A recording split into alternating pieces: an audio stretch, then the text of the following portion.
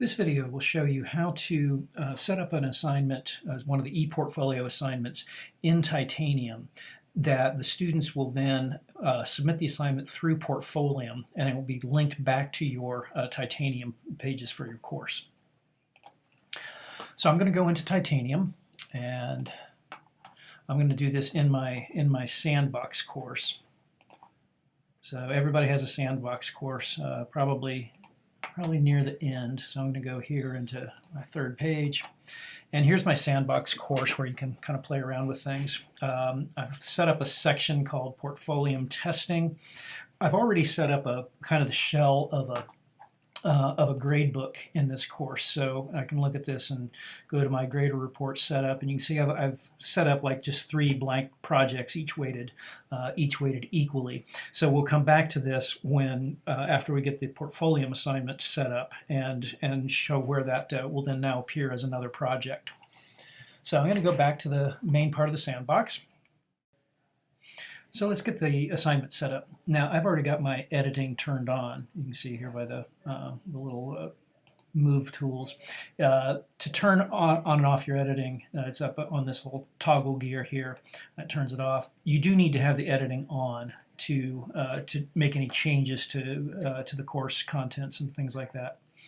So I'm going to scroll down here to portfolio testing, and I'm going to click on Add an Activity or Resource. Now normally in Titanium, when you're adding a new assignment, you would click here on Assignment. But in this case, since this is going to go through portfolium instead of Titanium, what we're going to do is click on External Tool. Okay, so we click Add there. And then this is where we would give it the activity or the assignment name. I'm going to suggest that everybody call these ePortfolio assignment, and then if whatever the extension is that you want to use in your syllabus, say in the 317 class, we're doing that as Project 5 Interactive PDF.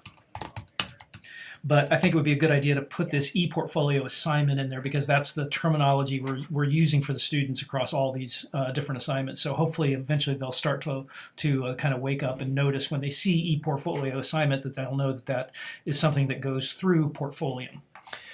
All right, so then the next thing is under Pre-Configured Tool, we want to click there and highlight Portfolium. And from there, it's pretty much set up. You could set up your grade things just like you do in Titanium, but we're going to do that through portfolium instead. So I've got that set up to start with. So now I just go and hit Save and Return to Course. All right, now let's just center this a bit. Let's just click on the ePortfolio assignment. And what it's doing is it's going to now connect us to Portfolium. And this is why you need to have your Portfolium account set up. And you can go back to Moodle or Titanium, but it takes us off the Titanium page and goes into Portfolium. And then what you need to do is link your course if you have not already done so, or if you don't see this already checked. All right, so now it has filled in the assignment or the external tool that we already created. It said this is an assignment. So now we're ready to kind of add our instructions to it. So this is where you would type your instructions that you want the students to see when they click on the assignment. I've already copied mine, so I'm just going to paste them in here, and then students can read through this when they click on the assignment. You can also add skills here if you want to. It's not required. Something like digital skills, InDesign, things of that nature. Due date. So the calendar pops up. We'll set this at October 31st. By default, it gives you 11:59 p.m. All category, that's optional as well. If you want to put communications or advertising or something like that in there, you can. And then your scoring type. I've been using numeric grading, which is the same that I use in Titanium. On these capstone projects where all you're doing is checking to see if they have uploaded their ePortfolium assignments as required, you could use pass-fail. And then when you're done with that, you say create assignment. And it's now done. And there we see the assignment. We're still in the portfolium module here, and we see that the assignment is now posted on our course content page. Now let's go back to the Sandbox course in Titanium and check to see what the assignment looks like. Or if you'd rather learn how to draw emojis in Adobe Illustrator, you could watch the video here.